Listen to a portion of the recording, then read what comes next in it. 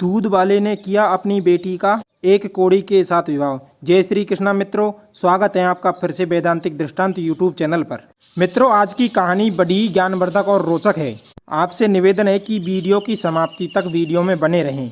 एक गरीब लड़की की 3 बातें यदि ध्यान से सुन ली तो आप राजा बन सकते हो। किसी गांव में एक गंगा सिंह नाम का व्यक्ति रहता था। उसके पास बहुत सी गायें और भैंसें थी। वो उनका दूध बेचकर अपने परिवार का खर्चा चलाता था। गंगा सिंह बड़ा ही चालाक किस्म का था। ईमानदारी की कमाई से उसका कभी पेट ही नहीं भरता था, इसलिए वह दूध में पानी मिलाकर बेचता था।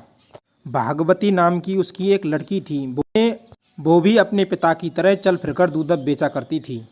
जब सुबह शाम दूध धोने का समय आए, दूध धोने वाले बर्तनों को साफ करके उनमें पानी डाल दिया करना, जिससे दूध की मात्रा भी बढ़ जाएगी और लोगों को पता भी नहीं चलेगा। इस प्रकार कपट करके गंगा सिंह खूब लोगों को लूटता रहता था और किसी को इस बात का आभास भी नहीं होता था।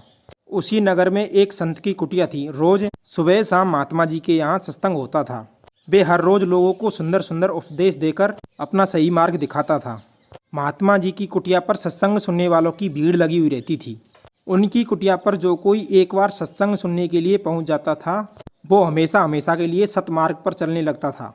गंगा सिंह इस बात को जानता था, इसलिए उसने अपनी बेटी से कह रखा था कि बेटी, तुम हर जगह पर दूध बेचने जाना, परंतु उस साधु की कुटिया में कभी भूलकर भी मत जाना।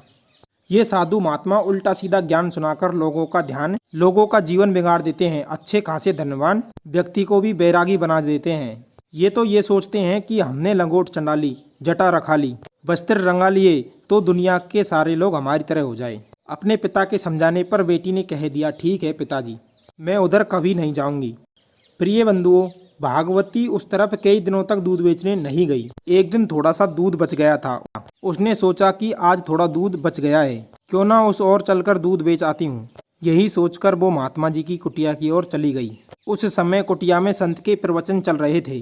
महात्मा जी समझा रहे थे, हे संसार के लोगों, जीव को बड़ी मुश्किल से मनुष्य का जन्म मिलता है, और यदि उल्टे सीधे बुरे कर्म करके किसी ने इसे बंगाल लिया तो फिर उसे लाखों हजारों वर्षों तक मनुष्य का जन्म नहीं मिलता।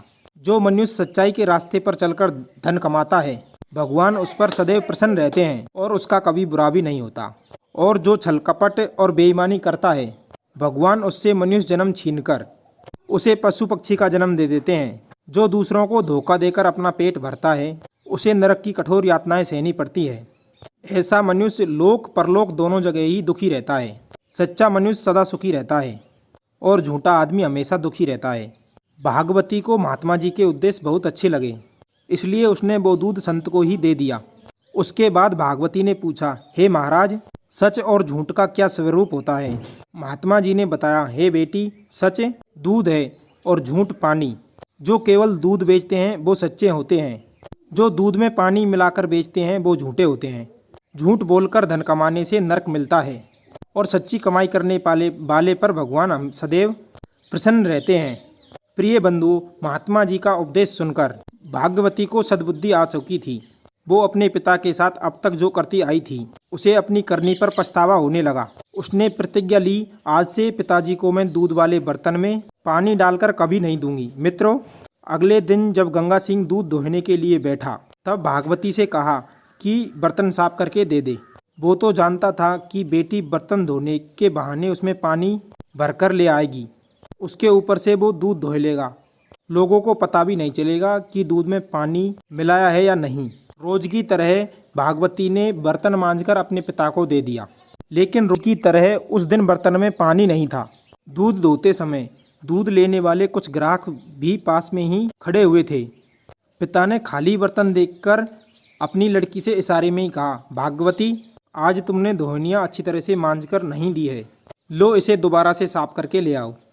उसका इशारा साफ था कि इसमें पानी डालकर ले आओ, परंतु लड़की ने पिता से बर्तन लेकर मांजकर फिर से उसे खाली ही पकड़ा दिया।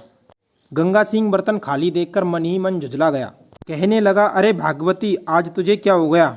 दुनिया साफ से क्यों नहीं धोती? फिर से गंदा बर्तन पकड़ा दिया। अब वो ग्राहकों के सामने ये तो कह नहीं सकता था कि बर्तन में पानी डाल लाओ। उसने फिर भागवती को बर्तन धोने के लिए दे दिया, लेकिन लड़की ने फिर से बर्तन मांजा और खाली ही अपने पिता को पकड़ा दिया। तीसरी बार भी बिना पानी का बर्तन देखकर गंगा सिंह को मन ही मन अपनी लड़की पर बहुत गुस्सा आया। उसने झटपट दूध धोया और ग्राहकों को चलाया। उसके बाद वो लड़की को डांटने लगा, अरे पागल लड़की, मैंने तुझसे मना किया था कि तू उस संत की कुटिया की ओर मत जाना। मुझे लगता है कि तू संत की कुटिया की तरफ गई है, इसलिए तू वहाँ से उल्टी पढ़ाई पढ़कर आ गई है। अब ये बताओ, यदि मैं दूध में पानी मिलाकर नहीं बेचूंगा तो तुम्हारे विवाह के लिए पैसे कहाँ से लाऊंगा।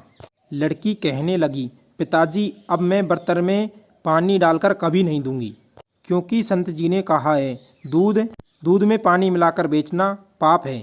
जो लोग पैसों के लिए ऐसा करते हैं उन्हें नरक में जाना पड़ता है। अब तक मैं तुम्हारे कहने से बर्तन में पानी डालती रही, आप भी पाप करते रहे और मुझसे भी करवाते रहे। दूसरों को धोखा देना सबसे बड़ा पाप है। आज से आप भी गलत काम करना छोड़ दो। भगवान सच की कमाई से प्रसन्न होते हैं और सच्चा सुख भी अपनी मेहनत की कमाई से ही मिलता है। पानी की कमाई पानी में ही चली जाती है। छल से, धोखा देकर, लूटकर, छीनकर अर्जित किया गया धन घोर अशांति लाने वाला होता है। उससे प्राणी सुखी नहीं रहता। एक रूप से आप कमाओगे, किसी अन्य रूप से आपके पास से चला जाएगा और लोगों की बद्दुआओं का भी सामना करना पड़ेगा। कहते हैं मेहनत और ईमानदारी से कमाया हुआ धन ही फलता है। भागवती का उपदेश सुनकर गंगा सिंह और भी अधिक आग बबूला हो गया। कहने लगा, अरे दुष्ट लड़की, उस महात्मा ने एक ही दिन में तुझे बहुत कुछ सिखा दिया है, तू तो मुझे ही उपदेश देने लगी। तू ये क्यों भूल रही है कि तेरा भविष्य मेरे ही हाथ में है। मैं तेरा विवाह एक ऐसे व्यक्ति के साथ करूँगा जो लंगड़ा लूला हो पर बदसूरत हो और कोढ़ी हो। फिर तुझे पता चलेगा कि तू कितनी ईमानदारी की कमाई खाएगी। जब तू दिन रात दुखी रहेगी, दर दर पर भीख मांगती फिरेगी, तब तुझे मेरी खूब याद आएगी। प्रिय बंधु, शाम का समय था। वहाँ का राजा सादा भेष में गलियों में घूम रहा था। संयोग से उस दिन राजा उसी गली से निकला। बाप और बेटी की बातें सुनकर राजा उनके घर के पास खड़ा रहकर उनकी बातें सुनने लगा। लड़की कह रही थी, हे पिताजी, यदि तुम मेरा विवाह किसी लूले लंगड़े दीनहीन के साथ करोगे तो कर देना, परंतु मैं पाप कर्म में आपका साथ नहीं दूंगी। जो मेरी किस्मत में होगा वो मुझे भोगने को मिलेगा। यदि लूला लंगड़ा कौड़ीपति मेरे भाग में लिखा होगा तो उसी को ही भगवान की कृपा समझूंगी। मैं आपके किसी भय में आने वाली नहीं हूँ। मैं सत्य पर चलकर ही अब अपना जीवन बिताऊंगी, चाहे मुझे कितने ही कष्ट क्यों ना उठाने पड़े। मित्रों, पिता और पुत्री की सारी बातें राजा ने सुन ली और वो चुपचाप अपने महलों में लौट गया। लड़की के बोल भाव और विचारों से राजा बहुत ही प्रभावित हुआ। सोचने लगा, यदि ऐसे विचारों की लड़की मेरी पत्नी बन जाए तो मैं धन्य हो जाऊंगा। मित्रों, अगले दिन राजा भेष बदलकर लूला लंगड़ा कोढ़ी बनकर नगर से बाहर एक तालाब के किनारे बैठ गया, जहाँ से वो गंगा सिंह सुबह सुबह दूध लेकर दूसरे गांव जाता था। प्रिय बंधुओं, सुबह सुबह जब गंगा सिंह दूध पहुंचाने के लिए उसी रास्ते से दूसरे गांव जा रहा था, अचानक एक कोढ़ी को देखकर वो बड़ा ही खुश हुआ। सोचने लगा, क्यों ना इसी लूले लंगड़े कोढ़ी के साथ अपनी बेटी का विवाह कर दूं, उसे उसकी करनी का दंड मिल जाएगा। यही सोचकर वो उस कोढ़ीदार राजा को अपने घर ले आया और अपनी लड़की का विवाह उसके साथ कर दिया। सब लोग गंगा सिंह को बुरी तरह से कोस रहे थे कि भगवान ऐसा पिता किसी को ना दें जो अपनी बेटी का विवाह एक अपंग कोढ़ी के साथ कर रहा है। उसने भागवती का विवाह करके अपने घर से निकाल दिया। भागवती भी हंसी खुशी के साथ उस कोढ़ी के साथ चली गई और सोचने लगी, यदि मेरे पिता ने जानबूझकर मेरा विवाह इस कोढ़ी से किया है तो आज मेरा यही पति है। यदि मेरी किस्मत में सुख लिखा होगा तो परमात्मा को ऊसर में भी महल बनाने पड़ेंगे। पर उसे मालूम नहीं था कि भगवान ने तो उसकी टेर बहुत पहले ही सुन ली। वो अब उस महाराज की रानी बन चुकी है। राजा उसे लेकर अपने महलों में चला गया।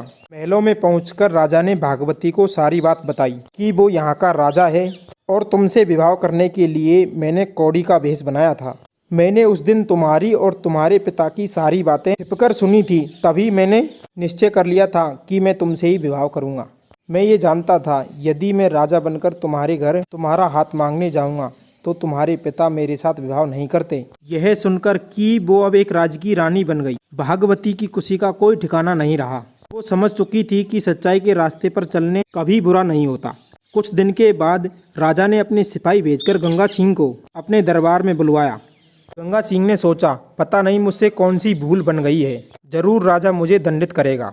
गंगा सिंह डरता हुआ राजा के दरबार में पहुंचा। दरबार में पहुंचकर उसने देखा कि उसकी बेटी स्वयं राजा के बराबर में महारानी बनी बैठी थी।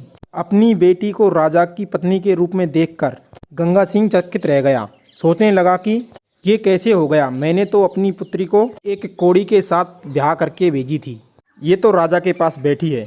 तब राजा ने बताया, हे ससुर जी, वो कौड़ी में ही था। तुम्हारी बेटी से विवाह करने के लिए मुझे ईश्वर ने कौड़ी बनाकर तालाब के किनारे भेजा था। प्रिय बंधुओं, आज गंगा सिंह को सच्चाई की उस ताकत का पता चल चुका था। वो अपने व्यवहार पर बार बार शर्मिंदा था। उसके मन में संत के प्रति जो घृणा थी वो सब खत्म हो गई थी। उसने अपनी बेटी से बार बार क्षमा याचना की। मित्रों, उसके मन में उसी दिन से संत के प्रति श्रद्धा उत्पन्न हो गई और वो उसी दिन से सब कुछ छोड़ छाड़ कर महात्मा जी का चेला बनकर कुटिया पर रहने लगा और उनसे क्षमा मांगी। कहने लगा, कहते हैं मित्रों, सच्चे संत का सत्संग पाकर पापी से पापी मनुष्य भी तर जाते हैं, अज्ञानी भी ज्ञानी बन जाते हैं, दुष्ट स्वभाव के लोग भी साधु बन जाते हैं। प्रिय बंधुओं, यदि ये कहानी आपको अच्छी लगी हो तो वीडियो को लाइक करना, शेयर करना और चैनल को सब्सक्राइब करना। मिलते हैं अगली वीडियो में नई ज्ञान चर्चा के साथ। आप सभी का बहुत बहुत धन्यवाद। जय श्री कृष्ण।